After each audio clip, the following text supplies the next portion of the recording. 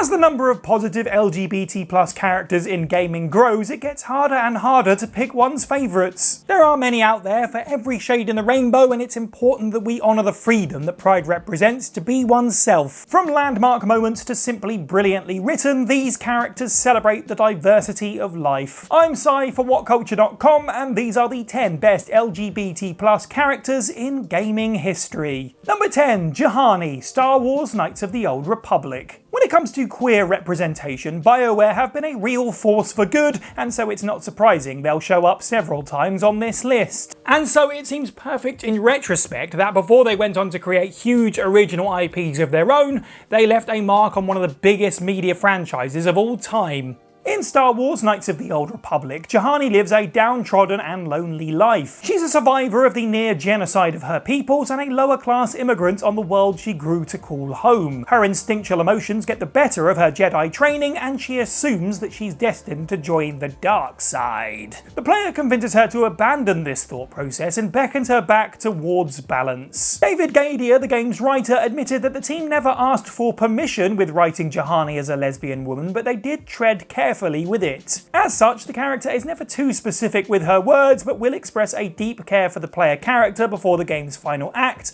only if they're female. Juhani's struggles with balance speak to one of the central themes of Star Wars, and her timid confessions spoke to many queer gamers. Number 9. Ontos, Xenoblade Chronicles. What's fun about Xenoblade's Ontos is that through the series they have expressed different gender leanings. Stay with me here, because Xenoblade can accurately be described as Kingdom Hearts for philosophy majors. That is to say that it's complex and there are easily lost nuances thanks to several character transformations. Also, major spoilers follow. In the original Xenoblade Chronicles, Alvis appears to be your standard Bishonen pretty boy JRPG character. However, as the plot unfolds, it's revealed that their true identity is Ontos, one of 3 artificial intelligences making up a supercomputer called the Trinity Processor. Specifically, they are the gender-neutral middle ground between Logos and Pneuma. Later in the series, Alvis's body becomes inhabited by an antagonist named Alpha, whilst their original consciousness is split off to inhabit another, this time with a much more traditionally feminine look, and begins going by the name A. So all along, Ontos was non-binary. Whilst Alvis and Alpha use he/him pronouns, A's are actually never specified. In fact, an art book printed alongside the original game even described Alvis's gender as a series of question marks. This proves all along that the writers intended that the character's consciousness existed outside of the gender binary. Gaming doesn't have many gender non-conforming folks, but Xenoblade has one that sits at the heart of the law. Number 8. VAMP, Metal Gear Solid 2. Metal Gear Solid 2 released in 2001, and at the turn of the millennium, the Western world, where the game is set, was just starting to wake up to gay rights. For example, the first American state to legalise gay marriage, Massachusetts, was 3 years away from doing so. But representation in media was still largely negative across the board, especially in a mainstream sense. Whilst VAMP falls into the trope of being a queer-coded villain, MGS2 at least holds the honour of being the video game with the first ever recorded spoken usage of the word bisexual. What's fun about VAMP is that his behind-the-scenes origin is so organic. He was originally designed as a woman, which is where the word vamp partly came from, used to describe seductive femme fatales. When the switch was made to a man during production, VAMP's background as the former lover of US Marine Corps Commandant Scott Dolph wasn't altered. Rather than shy away from it, MGS2 rather matter-of-factly mentions it in a codec conversation between Pliskin and Raiden and moves on. Being bisexual is part of what makes him a person, and VAMP is part of LGBT+ gaming history, but it doesn't totally define him. After all, drinking blood and gunshot wounds to the head are a tad more pressing. Number 7. Max, Life is Strange. Life is Strange has a good number of strong queer characters. Alex from True Colors, Finn and Sean from Life is Strange 2, and of course Chloe and Rachel from the first game and its side story. But amongst all the debate around her, there is something special about Max Caulfield. Not only is Max the protagonist in the first game in the series, she represents the folly and fragility of youth.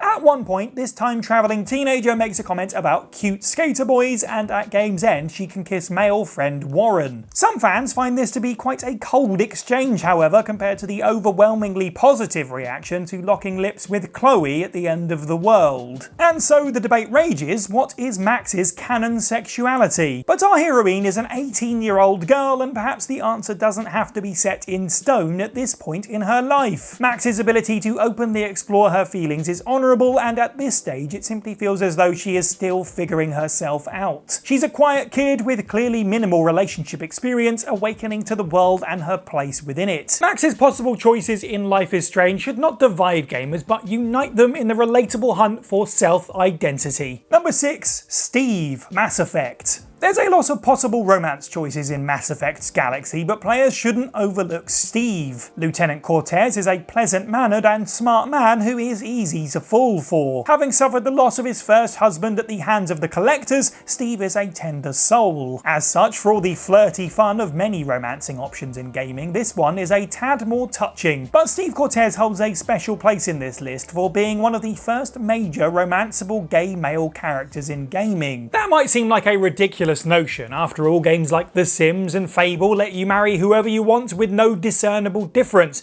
Aside from those not really being characters, therein lies the problem. There are still many games today that make everyone bisexual as a blanket with no room for nuance. Steve Cortez is different because not only does his inclusion in Mass Effect 3, alongside a few others, denote the first time the series lets you have gay relations and sex, he is exclusively romanceable by a male Commander Shepard. He's also a person of colour, so he sits at an intersection of very marginalised people. As much as queer representation needs to expand to show all walks of life, we can't lose characters like Steve. Number 5. Krem, Dragon Age Inquisition. Dragon Age Inquisition is absolutely packed with brilliant LGBT+ characters such as Sarah and Dorian. However, amongst all the lovable queer ass kickers, there's nobody quite like Krem. Appearing as BioWare's first trans character in 2014's Dragon Age Inquisition, Krem got a lot of praise. After coming to terms with his gender incongruence as a child, Krem joined the Teventa army. However, he was exposed and hunted down. Saved by the Iron Bull,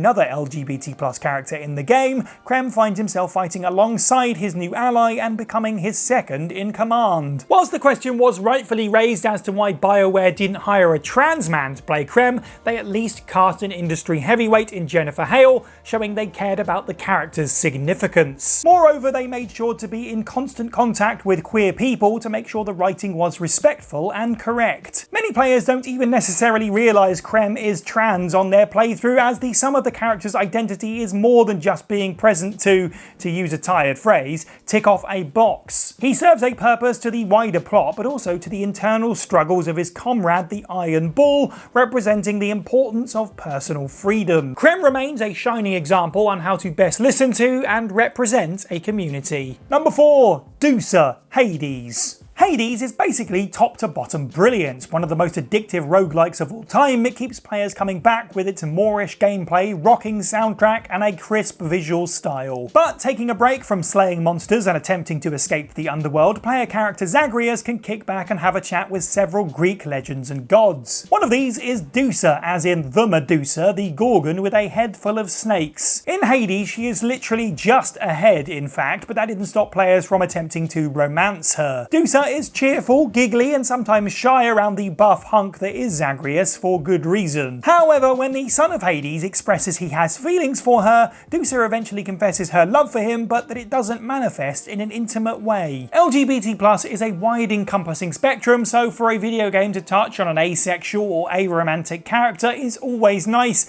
especially when they're as heartwarming as DUSA. Hades does an incredible job of representing this across the board, as Zagreus can romance the female Megara and the male Thanatos. In fact, the game is, even more than this, polyamory friendly, as you can romance all three without a hint of jealousy. For a game set next to the River of the Damned, there's a lot of love in there. Number 3. Fuse, Apex Legends. Apex Legends exploded onto the scene in 2019 as a wonderful mishmash of battle royale and hero shooter. With a strong art style, crunchy gameplay, and a colourful cast of legends to play as, it's perhaps more popular than ever. The PC version even set a new player total official record in January 2023. What keeps gamers coming back is the continually strong updates and the new characters introduced. Apex has been queer-friendly since the beginning, but in the 4 years since has really grown its roster to include characters of all different kinds. However, Season 8's Fuse deserves a special shout-out because pansexuality tends to be pretty underrepresented in media. Fans were alerted to Fuse's fruitiness in a press statement that read "Ladies man, man's man, and all-around manly man."